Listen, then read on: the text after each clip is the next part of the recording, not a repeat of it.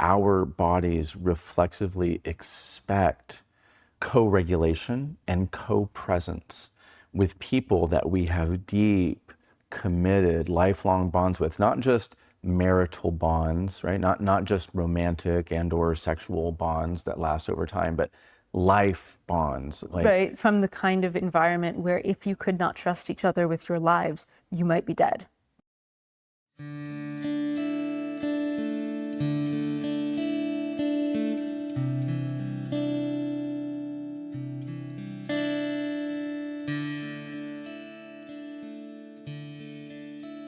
Hello and welcome back to the Experience of We. I'm Naomi. And I'm Matthew.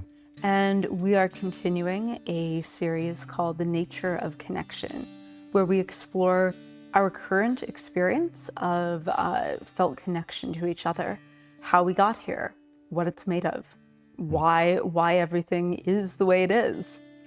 And so previously in this series, we've explored how connection happens in the body. Connection is an embodied phenomenon. It cannot be chosen. It cannot be obligated into. It is a thing that is felt in our bodies. We've also explored how, therefore, the care that we take of our bodies really empowers our capacity to both give and receive connection. That how much energy we have and how much comfort and pain we have drastically impacts how we're able to show up in our connections. We've also talked about the stories that we tell, that our sense of connection to others is often determined by and only as sustainable as our ability to exist in a shared story. Mm-hmm. That if we have a different sense of what's happening in the moment about who we are, who each other are, how we feel about each other, and where the relationship's going, it's pretty hard to stay in that embodied sense of connection. And then we started exploring where these bodies came from. Mm-hmm. If connection is an embodied phenomenon, what are the forces that have shaped these bodies, which led us to evolution, this incremental journey of countless lives that have led us to have the bodies and nervous systems and sensory organs that we do today. Mm-hmm. Yeah, and that evolutionary process has lasted for billions of years of iterations, millions of years just for the human bodies as we know them now. And so many different things, from our fingers to our eyes to our sense of smell to our lungs and our hearts and the cells that make us up, the reproductive function that we use to recreate life with.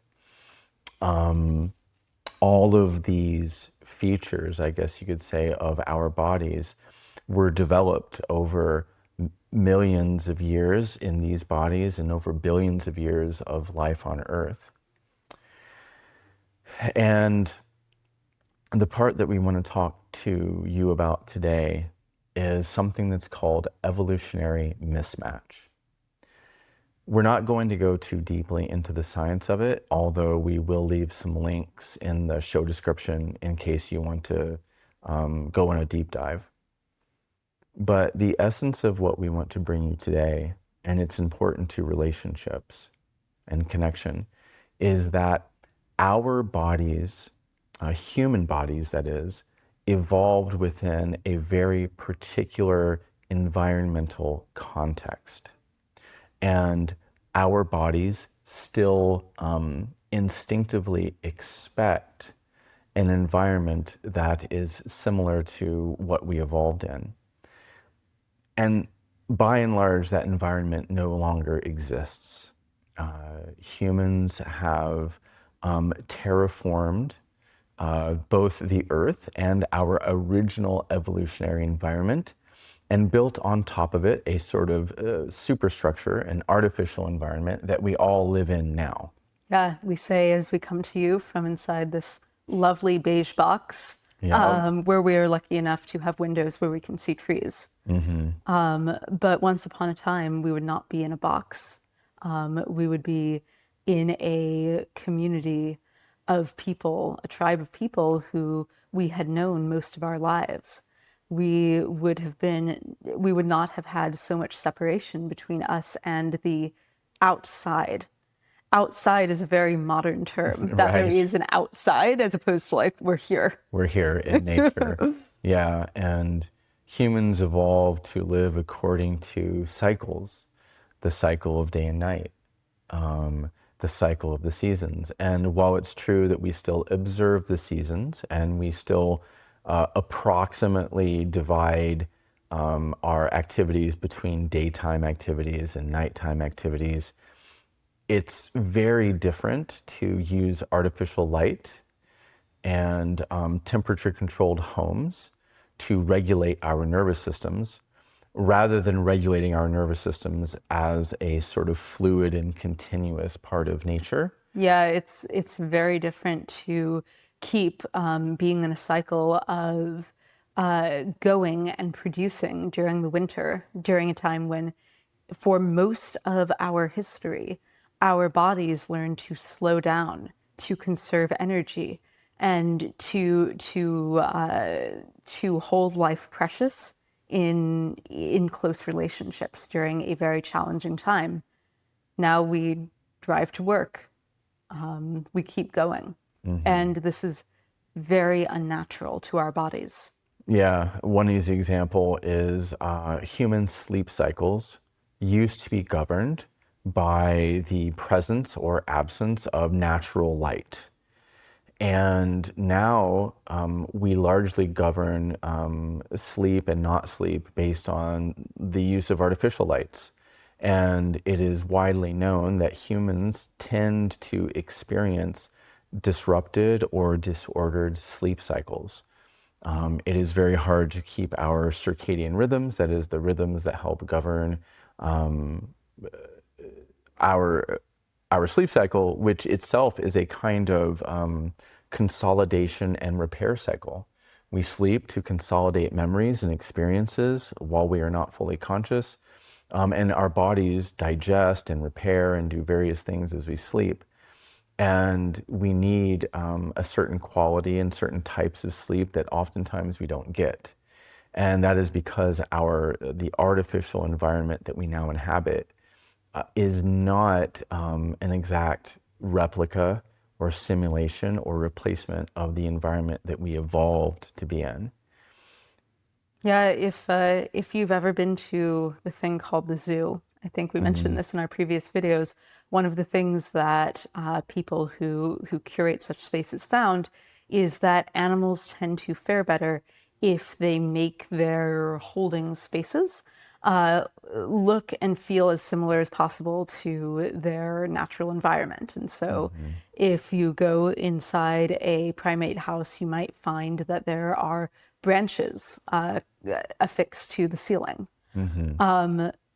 We are not living in a space that is meant to look like our natural environment. And as we're talking about this, one of the things that we really want to point out is the relative amounts of time we have lived in this way of being. So, the amount of time that we spent as hunter gatherers living in tribes where we witnessed or were a part of every birth and every death, where we lived in harmony with the cycles of the sun and the earth, that amount of time is way, way longer than the amount of time we've been agrarians, that we farmed, basically, than the amount of time we've lived in cities, in civilizations, than the amount of time that we've had industrial equipment, than the amount of time we've lived in familial atomic units, couples and children. Homes were multi-generational until very recently. And so when we talk about our bodies reflexively expecting our evolutionary environment, we're talking about this this expectation set up through iterations across deep time, whose numbers are beyond our ability to comprehend. And so this felt expectation of our body isn't something that we can think our way out of or even soothe our way out of through comfort and privilege. It is still a reflexive expectation of our body. And what is also a reflexive expectation of our body is to be in continuous contact with people we know, people we love, people that we can trust with our lives. There are various theories that talk about this. Social baseline theory is one of them. Again, we'll leave a link in the show description.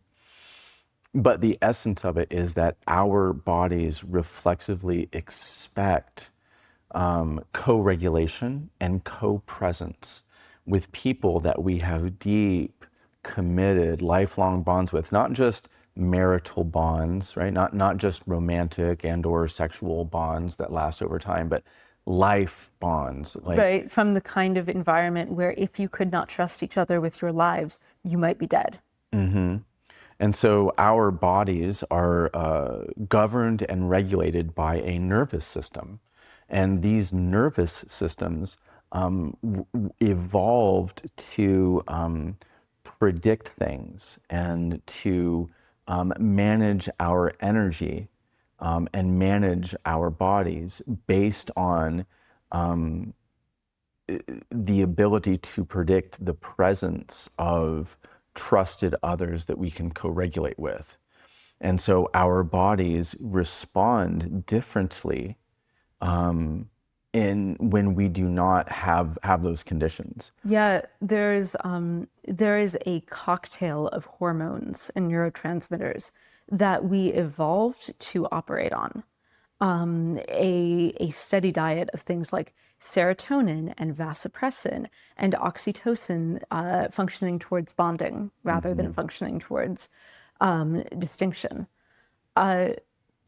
These are, a lot of them, hormones and neurotransmitters that we can only receive when we are in truly safe and physical presence with each other. And so I think oxytocin, for example, we cannot receive in connection over a phone or over video. It's something that we can only get in person. And a lot of these neurochemicals are we only receive if the connection is truly embodied. So it doesn't matter if we have a story of being close to someone, if we have a story of having fun together, if our bodies don't feel safe with each other, if our bodies aren't co-regulated, we do not get the diet, the nutrition that we evolved for.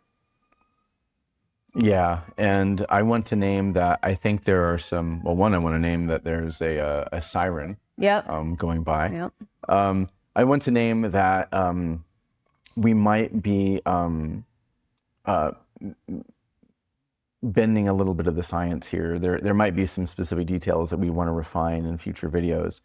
But the basic point is still that our bodies can experience greater wellness when we spend time in close proximity, physical proximity, actually being able to touch people we love, and not just people that we're in romantic partnership, but having nurturing physical contact with people that we trust, people that we love.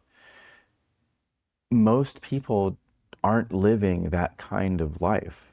It is very hard to design our lives around the people we love under the current societal conditions and expectations. And so many people spend most of their time actually isolated away from the people that they love the most, and oftentimes don't even have time to do anything more than basic maintenance on our relationships.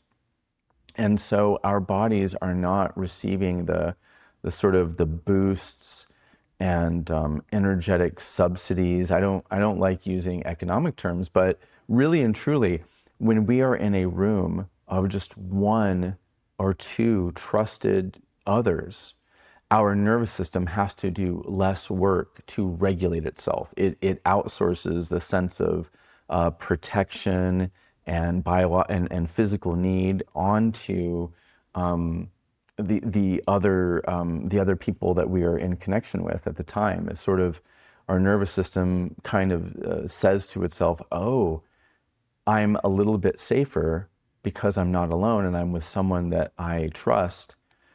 I don't have to mobilize as much energy to defend myself." And so that's an example. Overwhelming amounts of information. Yeah, I was actually just about to say this with regards to the siren that just came by.